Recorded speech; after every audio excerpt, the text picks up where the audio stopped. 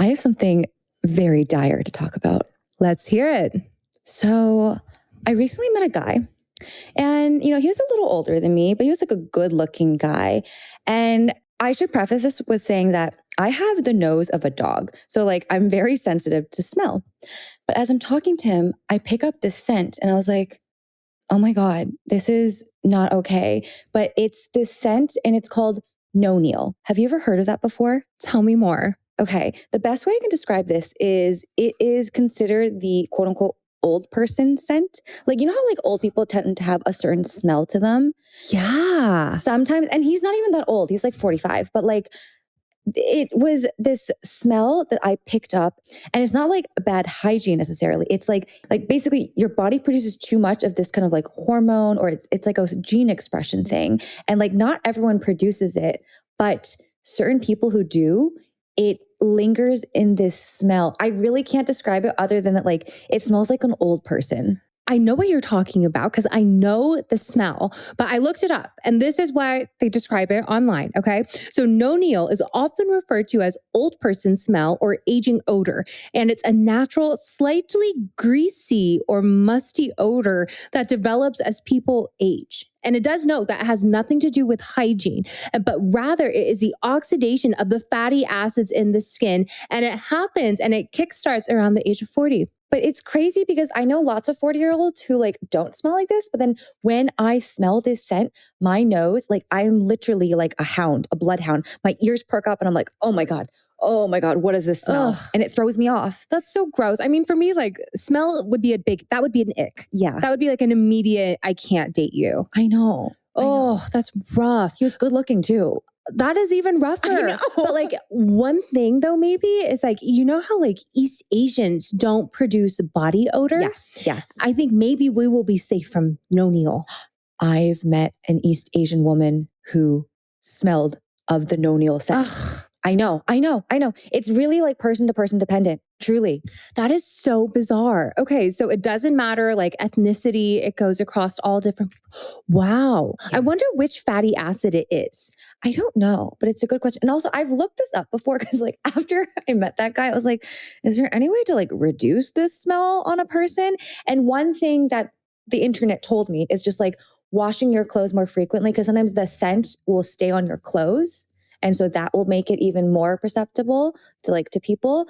But I also just resigned to the fact that like my nose is too sensitive and I have to be very mindful about scent with people. Honestly, this would be a great product for someone to develop. Yes. Like a body cream or a body serum or a spray, but something that like counteracts that oxidative effect. Because there are tons of antioxidants. Maybe he just needs an antioxidant all over the body. I know. Especially in the pits. Yes. Vitamin C everywhere. And the sad thing is that like if you have this Nonenal scent, usually you cannot actually smell the scent yourself. That's a bummer. I know. Oh, that's so sad. That means the only way that you find out if you have it is if somebody tells you that you have it. I know. It's so bad. I have to be the bearer of bad news. Are you going to say anything? I don't know. I don't know if I'll see him again. Maybe that's safer. Yeah. Welcome to GlowJob, the beauty podcast that's more than skin deep. We're the only podcast to make you hotter and smarter.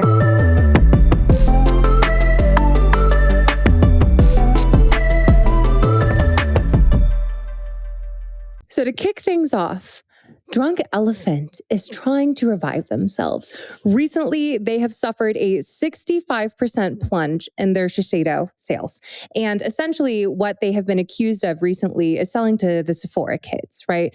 And so what they have done is they have wiped their entire Instagram feed and are starting all over, a lot more intentional about only marketing to adults. So they're using some kind of like cutesy, tongue-in-cheek, like please enjoy responsibly messaging in their content now. So all this change comes amidst their Q1 2025 sales being down over 65% year over year. And their overall full fiscal year sales were down 39%.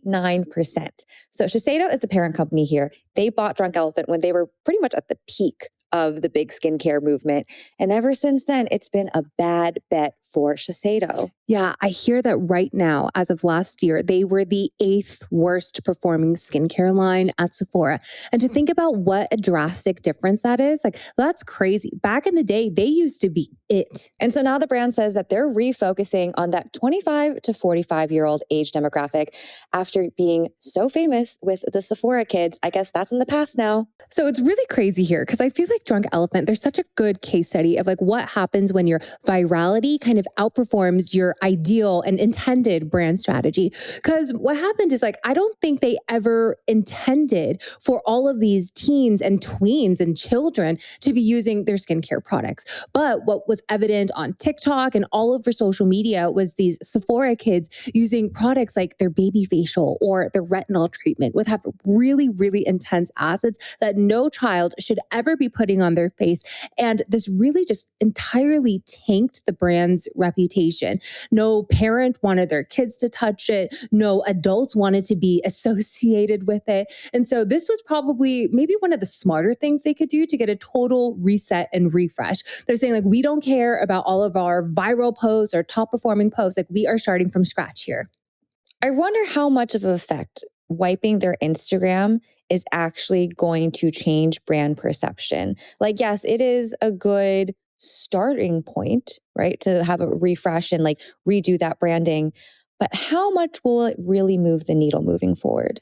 I think it's a great signal to audiences of how important of an issue this is. But I'd be curious to see if they change things like their packaging, right? Like that's a big one there because now it's so interesting. But I feel like with some of these other Gen Alpha skincare brands, and I'm thinking Bioma and I'm thinking Bubble, but it's almost like their packaging is like eerily similar to Drunk Elephants. It's the same colorways. It's the same exact colorways, like super, super colorful. Even a lot of like, what is it? Their moisturizer, their polypeptine peptide, something moisturizer, where it has like that press function. Yeah. Like I feel like the Gen Alpha, they became obsessed with certain packaging components like that. And then all the other brands essentially followed suit. Yeah, definitely. I think the bright colors is often associated with a younger demographic. So if they're leaning back into the 25-45 range, I wonder if they'll update the branding and look a little bit more mature, or are they just going to stay fun and colorful?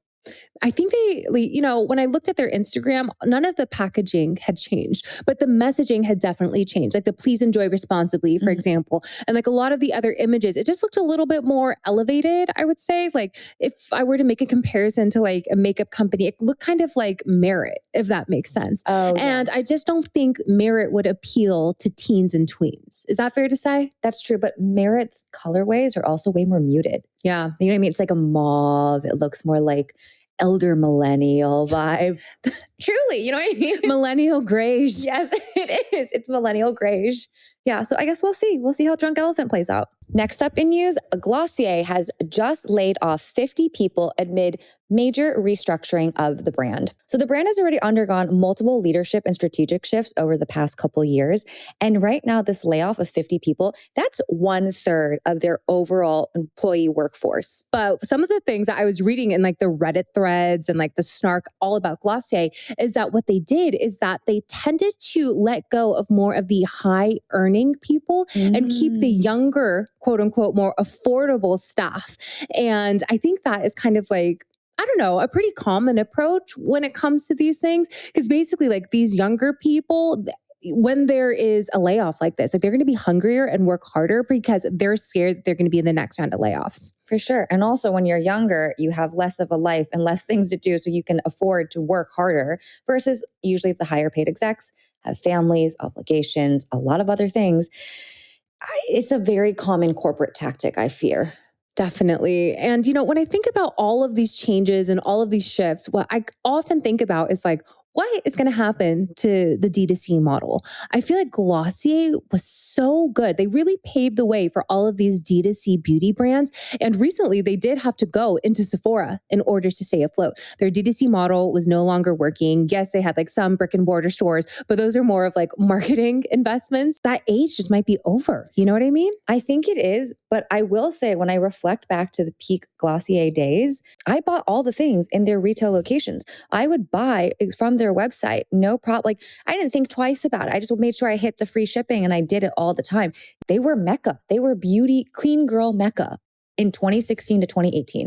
Yeah, but the thing is, it's just so competitive now. And I feel like every single beauty launch is a clean beauty line. Is that fair to say? I think that's fair. Actually, Holly Moore, the product developer who we had on last season, she has even said this before, where now the baseline for beauty brands is everyone must be quote unquote clean.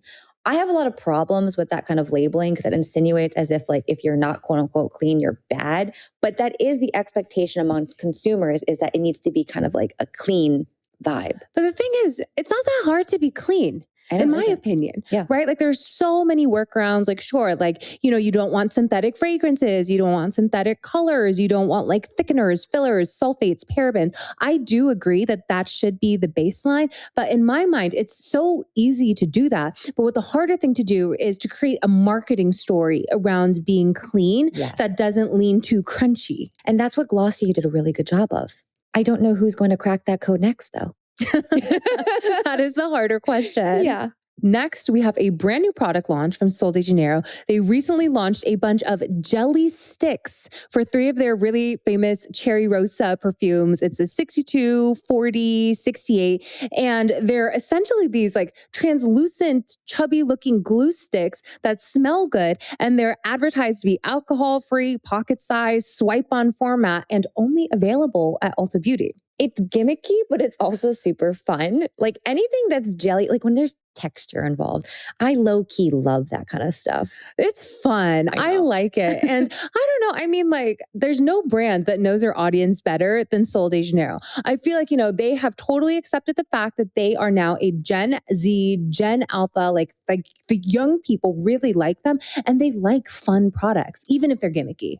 So Ulta doing this exclusivity launch is reminding me what we talked about 2 weeks ago with Cyclar doing an exclusive with Sephora. It feels like exclusivity is the new thing, the new trick to reel in consumers so that they can stay loyal to the brand, whether it be Sephora or Ulta. And I think Ulta is doing a good job because just like how Sol de Janeiro knows their ideal client type, so does Ulta. And Ulta, obviously, they have a lot of like more affordable brands, drugstore brands, which are great for younger people. So, you know, a fun, cutesy, like sure, gimmicky product like this is ideal because a lot of other of like the Ulta fragrances out there are for younger people. Like I think of that brand Sniff, right? They have like the cherry cola and their watermelon gummy fragrance and things like that. But it's wild because like back in the day, Sephora was it when it came to fragrances. That was like their thing. That's basically what they started as, like a perfume company with all these different brands. And then now they're into like all like this hair and makeup and stuff. But who knows, like maybe the tides are shifting when it comes to fragrances with Ulta. We already kind of feel it. Like Ulta is getting more and more dominant in this space. Like it used to be Sephora is the only place you go for beauty, right? Like real beauty lovers go to Sephora. Now, I don't know, it feels like Ulta's catching up. Yeah, I think they're doing a really good job because a smart brand will know that they have to catch consumers early when they're young and then figure out how to nurture them and keep them as they're getting older. So they're capturing all this like young audience right now. So speaking of young people and Sol de Janeiro is launching a summer school program for high school students this summer of 2026, where they're going to be educating high schoolers about the beauty industry and how it works. I think this is so brilliant. When we were younger, if you wanted to consider a job in beauty, I feel like there weren't a lot of clear pathways on how to actually do that. But now it's super obvious that there are so many people that want to go and work in the industry. It's grown so much since then. And I think that a lot of people can kind of forget that you can do more than just marketing, right? Like you can be a chemist, you can work in finance, you can work in supply chain. There are so many jobs and high paying jobs. If my career day back in the day had beauty as an option, I don't know. I think I might have studied something different in college. Yeah, I kind of wish we had that option as kids. It would have been so good. I would have signed up for all of those classes. Same. Next up in news, New York City launches its very first AI dating cafe. Now, speak of gimmicks, this one is crazy to me. But basically, this app called Eva AI, it is a chatbot dating service. So they launched a pop-up cafe in Manhattan ahead of Valentine's Day, where humans can go into the cafe and on their phone, go on a date with one of their chatbots and have dinner and be served dinner while they're on their date with their chatbot.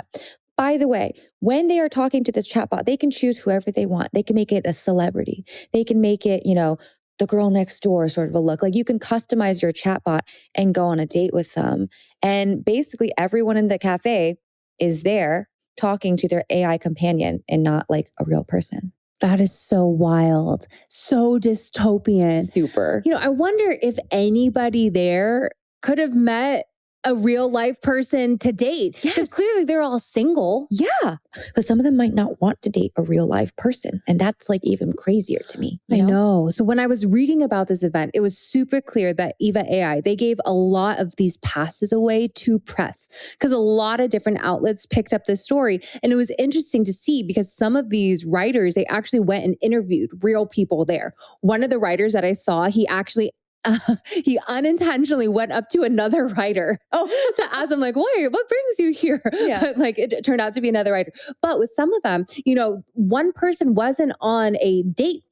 It was a man talking to another man more as a companion. Wow. So some of these people, they are dating like to date, right? Like dating an AI character. And sometimes it's not like girl next door sauce. Sometimes it's like warrior princess. Or like blue avatar lady. Like, it gets really fringe for what you want your dream character to look like. Yeah. But some of the people there were on like friendship catch-up dates with their AI bots. Wow. Okay, weirdly enough, going on a date with like avatar blue lady makes sense with me because it's like, you're not going to do that. You literally can't do that in real life. So you're playing out some sort of fantasy. So like, I understand wanting to have an AI bot there. What makes me sad is hearing the one where like he's on an AI date with his friend AI bot and catching up with his friend. Like that makes me sad. I don't know. Both make me sad. I don't like any of this.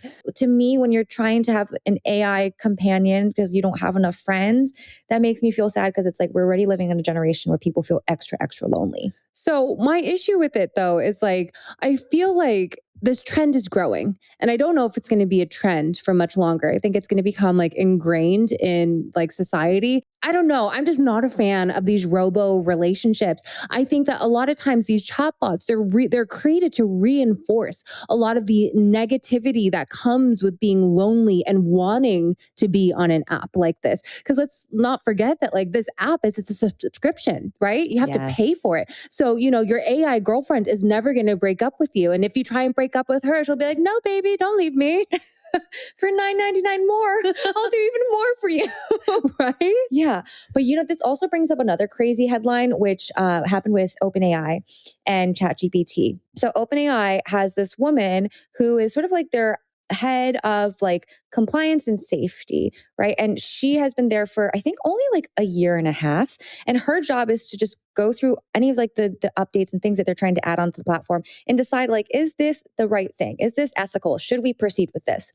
So she was allegedly laid off because they said that she sexually harassed another employee. But then in conversations with other employees, the Wall Street Journal realized that she was actually let go because Sam Altman wanted to add this new feature on ChatGPT, which would basically create like romantic partners. It's like, sexy time AI functions. Yes. And she was one of the few people who said, I don't think this is a good idea. This goes against a lot of the ethics and what a lot of the specialists and scientists are saying is bad for humanity. She was very vocal about saying like, I don't approve of this and this should not be added on to the next round. And Sam Altman was like, no, bye. We're going to do this. It's going to make a lot of money. So we're going to let you go. I mean, ChatGPT, a lot of people are speculating like how long they can hold on to that number one spot for, because there's like Anthropic, there's Gemini, so many competitors coming out to like go and eat their lunch.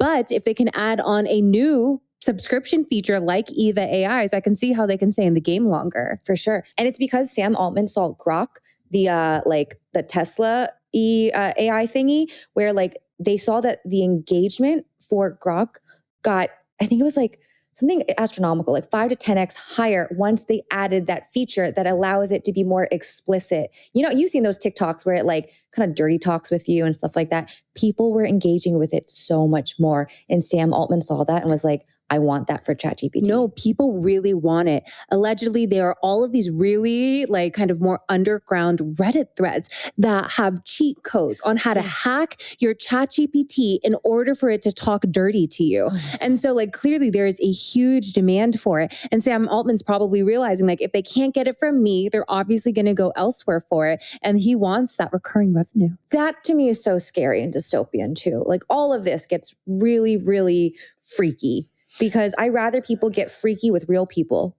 I know, me too. I wish like at the end of the day, this was one big like gotcha moment for all these cafe people being like, just kidding, there's a real person behind the app and she's sitting right over there, you know? But unfortunately, that's not what this was. No.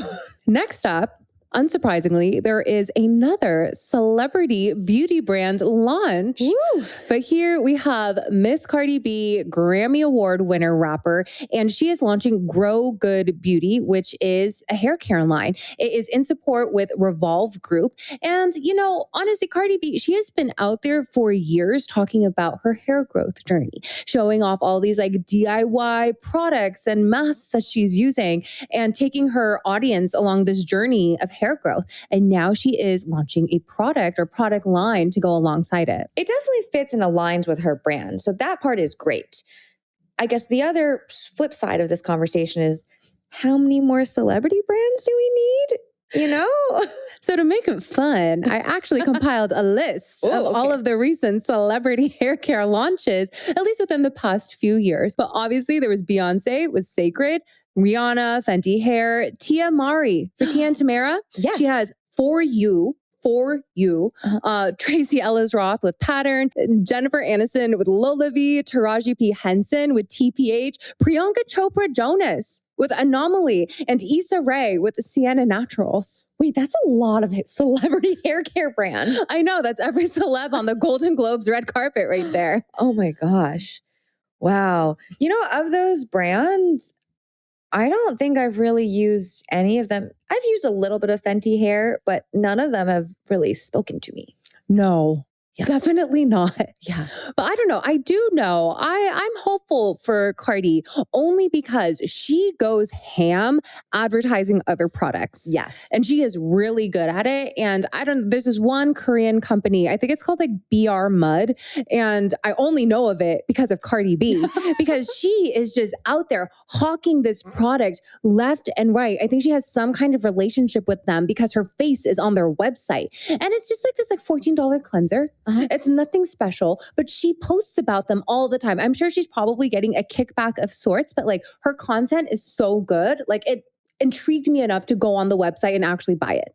I mean, she's so entertaining. When she was promoting her latest album, like, gosh, every single video, I was like, girl, I'm watching the whole thing 3 times. It's so good. I know. I'm excited for her. You know, it's not that I am against celebrity brands. I feel like anybody, you know, in America, anybody has the right to go and start a brand and do whatever they want. And it does kind of bum me out when it's another celebrity brand. But hey, I do like Cardi B. Same, I do. Would you try the brand? I would try it. I mean, I also feel like I have so many hair care products right now. That Okay, let me rephrase the question. Yeah. Would you buy the brand? Oh, no, I don't think I would. And that's a big thing. You guys who are listening and watching, just remember, every time you see an influencer like talking about a product, just remember most of the time they didn't buy it with their own money. They got sent the product. And so like, I will try lots of products because we get sent stuff, but that doesn't always mean I'm going to buy it with my own hard-earned money.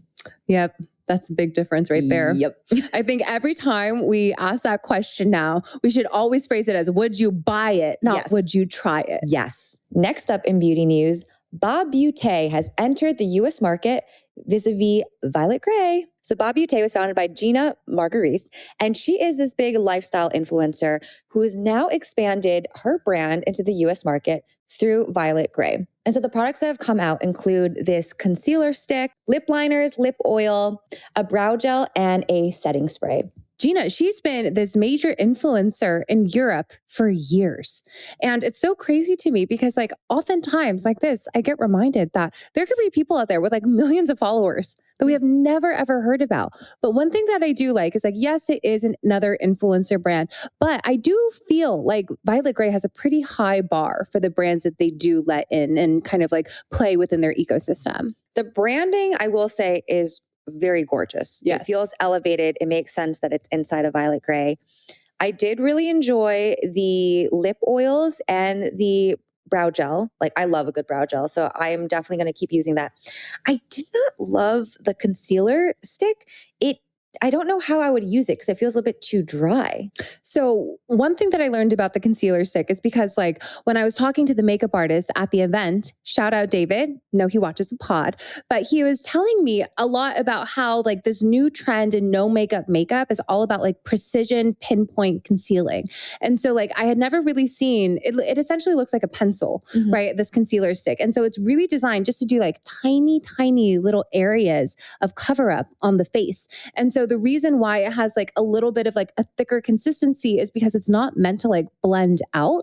It really is just supposed to be like pinpointed in that area where you just like kind of feather out really lightly around the outskirts of where you apply the product. But it's not supposed to be like a creamy swipeable concealer. Yeah. So here's the thing. The only thing I ever conceal on my face are my under eye circles. That's the only thing I ever conceal. So I don't know how I would use this product personally, but maybe if I had a blemish and I needed to conceal it, this seems like something I could maybe use. Yeah, no, a blemish makes sense. Like that's kind of what he was saying. Or another thing that people like to use it for is like under eye highlighting, or like they come in darker colors. You can get it like a really sharp contour. Contour is good. Contour is great. Or for the lighter color, you can like clean up your lip line with lip liner if you like make it messy, or if winged eyeliner, you can clean up the wing right there. Okay. So it is a little bit of a different category of product then. Yeah. And I like that it's innovative in that regard.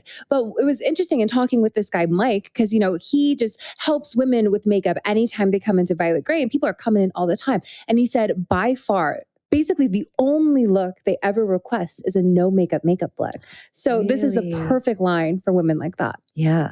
I guess it makes sense. Violet Grey, that no makeup look, that seems like the demographic. Yeah, sure. But I mean, they have Victoria Beckham beauty, I think, right? They do, but that also, like when you look at Victoria Beckham's makeup, it's pretty like low key. She's not super flashy with her makeup either. She's pretty glam. She is glam, yeah, but it's like muted glam. Yeah. Soft glam. For sure. Like she's never going to be like fully powdered out or have any like matte look to her face, but she does love a good smoky eye. She does. Next up, we have a little bit of legal drama here with this story, but Estee Lauder is going after Walmart with a lawsuit. So essentially Walmart, they are trying to become this online marketplace, kind of like an Amazon, and they have all of these third-party resellers selling products. And they're not necessarily like Walmart category. A lot of times they can be like luxury beauty products. So here, people from Estee Lauder's team actually went in and purchased some Estee Lauder products from the Walmart site. They took them home or to the lab probably, but they took them and they tested them and they proved them to be fakes and counterfeits. So now Estee Lauder is going and suing Walmart for all of these illegal third-party retailers, which is wild. But honestly, not 100% sure, but 99% sure that they're right in this case, because I've seen like a Byredo hand soap on Walmart.com or a Byredo perfume going for like $50 when in fact they're like closer to $250. It's kind of similar to a lot of the issues that Amazon had before with these resellers and the third-party storefronts that they had on their platform. Like there are so many that pop up all the time that it's hard for the brand to police, like who is selling counterfeit product and who is not. With Walmart, I think it's even crazier just because like already the brand of Walmart is lower price point, right? You don't necessarily think of a luxury retailer when you think of Walmart. So for these brands, if they're selling product on that platform and then on top of that, it's counterfeit product, that's so damaging for their brand value, their overall brand perception. Yeah, I don't think a lot of consumers realize like how easy it is for these third-party people to go and set up a shop. I could go do it. I could do it tomorrow. I could do it in 5 minutes, right? Like I just have to fill out a form and then I can start selling products. And it's really hard to police because they probably have tens of thousands of different third-party sellers. And I think, you know, that to me is always interesting on Amazon as well, or any marketplace like this, because The best example of something that I always see sold is something that comes from like an Alibaba. A good example, let's just use an example of like a silk scrunchie from Alibaba, right? And you will oftentimes, when you're on Amazon and you're shopping or on Walmart, you'll see the exact same silk scrunchie being sold by all of these different vendors. They have the exact same photos, the exact same bottles, but sometimes the product will be like $5.99, sometimes it'll be $15.99. And how do you know which one is actually good other than the reviews that come in? Isn't that crazy? I know. It's a huge discrepancy, but they're oftentimes all buying it from the same supplier. And then it's just like who has the product promoted versus not, who's paid for reviews and who hasn't. It's a game. It's a game. Yeah. And Amazon, they really have done a pretty good job, in my opinion, of carving out this like luxury shopping experience. Because it's not just with, you know, the beauty products that they're selling, but also with the clothing products. Like they put in a lot of work to let their audiences know that you can buy expensive products and trusted products from us. But that also took Amazon years. Yeah. It took them years and years because there was a big chunk of time where it was kind of like, this feels like not the right place for me to buy like a nice pair of shoes or like nice beauty products, etc. But now, after years and years and years and finally doing multiple partnerships, they've gotten there. Walmart is still trying to figure it out. It does not feel like the correct marketplace for this. I don't know. Sometimes I feel like maybe Walmart should go and try and pick a different niche. I feel like their brand overall, I would never expect to buy a Byredo product from Walmart. Heck like no. that just does not, my brain does not register that would ever be trustworthy. But I can see how some consumers would get confused. And Estee Lauder has every single right to go after them here. Next up in beauty news, Hermès is entering the skincare category. Okay, so during their 2025 earnings presentation, CEO Axel Dumas announced that they are going to enter luxury skincare. Hermès already operates within the fragrance category, and they launched makeup in 2020. So it feels like skincare is like the next logical step for them. Oh, 100%. I mean, they also have nails. Let's not forget that. I forgot about that. Like, there's so many high-end, like, I don't know, bag companies, fashion houses that have luxury skincare lines. Like, let's not forget about like Chanel or Dior, right? Like they have really successful skincare companies that are in places like Sephora and all of these different malls, Saks, RIP, but their skincare products are really expensive, the Chanel and the Dior stuff. So I feel like this makes so much sense for Hermès. And I feel like they can also do a pretty good job here. Who knows? Like, is it all going to be like just vibes-based stuff? The Dior stuff is pretty science heavy. If I had to make a bet, I can almost see them like partnering with like an Augustinus Bader here or some really luxe science-forward company to kind of upsell their products. Part of me actually thinks that Hermès would not want to partner with anyone because they want to keep it pure to the brand, like having it be a pure play. Do you know what I mean? Like I could see another luxury house doing the Augustinus Bader thing where they collab and it helps elevate. But for Hermès, which is such a storied house and has always kept things so tightly controlled, I can't imagine them actually wanting to do a collab. I feel like they're going to want to do it all just Hermès. We'll see. I mean, they collab with Apple. They collab with a lot of other brands when it comes to like the speakers that they sell. I think it's like Bang & Olufsen or something like that. But they have historically collabed, which is why I alluded to that. But I don't know. I feel like they will have to differentiate themselves. And if they can't, you know, kind of tout like, oh, like, you know, we have this like high-end science. Like, I don't really know what they can bring to the table. Because I think that Dior Beauté is owned, or at least has a lot of access to a lot of labs and science because they operate within that like larger LVMH kind of network. So do you think they'd ever, if the skincare line is successful, go into a Sephora? I wouldn't because I feel like that would dilute the brand. But they already have their fragrance in there. But fragrance, I feel like has a different precedent of it being very separated from any luxury house. Because historically, every luxury apparel and accessories brand would always license out their fragrance. And so they kind of viewed it as almost like a separate business entity. For Hermès, I know you talked about how like they did the collab with Apple Watch and stuff like that. When that happened, there was a lot of internal debate within Hermès because a big camp of the Hermès people were not okay with doing that. They're like, this is dilution. This is, pedantic, and we should not be doing this. But then it became one of the big top sellers within the Hermès stores. Oh, 100%. Like when you look at a lot of these luxury houses, like Chanel is a great example, but they make a majority of their money through wallets, not through their bags, and sunglasses. So it's like these kind of lower ticket items are really just driving the revenue for these places. And I feel like Hermès, people will always want a Birkin and a Kelly, and they're never going to make those accessible, but they can still make people happy with things like makeup products, skincare products, things like that. So next, we have a little bit of pop culture and business news here. But Casey Wasserman, who owns the Wasserman agency, they rep a lot of artists, athletes, performers, etc. He is now looking to sell his company because he has been listed in the Epstein files.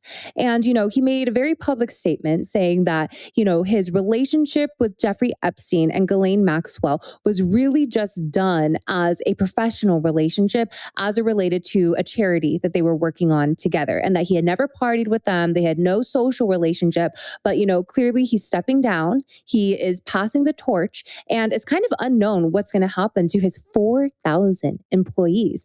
But at this stage, what he says that he's now going to do is just take a step back, let someone else run the company. And also, I guess he's in charge of the LA Olympics. He's like the Olympic lead chair. And he's like, I'm just going to devote all my time to focusing on the Olympics right now. So a couple things with the LA Olympics, the group that organizes that, they all voted to keep him on as chairman, and they agreed that they're okay with his current standing. Secondly, a lot of big artists have spoken out about Casey Wasserman and the whole agency thing, like Chappell Rowan. She announced that she was going to leave prior to him saying that he was going to step away. But still, she said that she was going to leave and not be represented by them anymore, which is really big news. Yeah, she basically stated that, she holds her team to the highest standard, and that she did have some regrets for the people that she worked with, because she knows that her business means a lot to that agency, and that her business keeps a lot of people employed. But she just says I cannot be associated with this person whatsoever. Speaking of people showing up in the Epstein files, Ronald Lauder of the Estee Lauder family, he was also in the newest batch of the Epstein files that was released. So his name appears over 900 times. That is a lot of time. That's crazy. I know. And so basically he maintained contact with Epstein up until 2017. But the main thing that happened here was that Epstein in 2014 helped Ronald Lauder create an LLC for Lauder and another billionaire collector, Leon Black. And they did this so they could share ownership of a $25 million piece of artwork. So clearly they had a lot of professional ties, the two of them. And in the emails, there was a lot of scheduling of teas and lunches. And so they definitely socialized. There's no proof that he was on his plane or went to the island, et cetera, et cetera. But clearly they had a very close relationship. That is crazy. 900 times is a lot. Estee Lauder is the second beauty company that has been mentioned in the Epstein files. The first one was Peter Thomas Roth. We covered that recently. But Ron Lauder, ever since the passing of his brother, Leonard Lauder, in 2005, is now the sole heir to Estee Lauder companies, because it was founded by his parents, Estee Lauder and Joseph Lauder. Oh gosh, more beauty companies being implicated in the Epstein files. I mean, he's going to be stepping down for sure. He has to. He has to. He absolutely has to. 900 times is quite a few. Also, he's old. Oh, I know. He's super old. He's 81. Yeah. 81 years old. I just checked. So I feel like maybe he won't have a problem with stepping down here. True. But I don't know. Being the sole heir to Estee Lauder companies 900 times? I don't know if that's going to be enough, just him stepping away. They're such a big family and they're so visible. They're just everywhere. He's a huge art collector. He has this amazing gallery in the Upper East Side that's got a Klimt painting in there. It's crazy. This guy is worth so much money. I don't know what they're going to do. $4.7 billion. That's how much he's worth. That's a lot of moolah. That's a lot of moolah. So we'll see. I mean, Estee Lauder, they've been in so much hot water lately. Even just as they've been performing as a brand, it's not been good. They're shopping around a lot of their companies, Too Faced, Dr. Jart, Smashbox. They just got hit with that fine from the Canadian Environmental Protection Agency. They're now listed as an environmental offender in Canada. There have been so many things that are not going well for Estee Lauder companies right now. I think that having Ron Lauder listed 900 times in the Epstein files is just like another thing that like their legal team just does not want to deal with. Their poor CEO. This is just one storm after another. It's rough. All right, guys, that is a wrap on today's news roundup, which is our weekly roundup of the top beauty, business, and pop culture stories every Monday. And we'll see you this Thursday for another Chit Chat episode where we'll be doing an industry deep dive. Bye.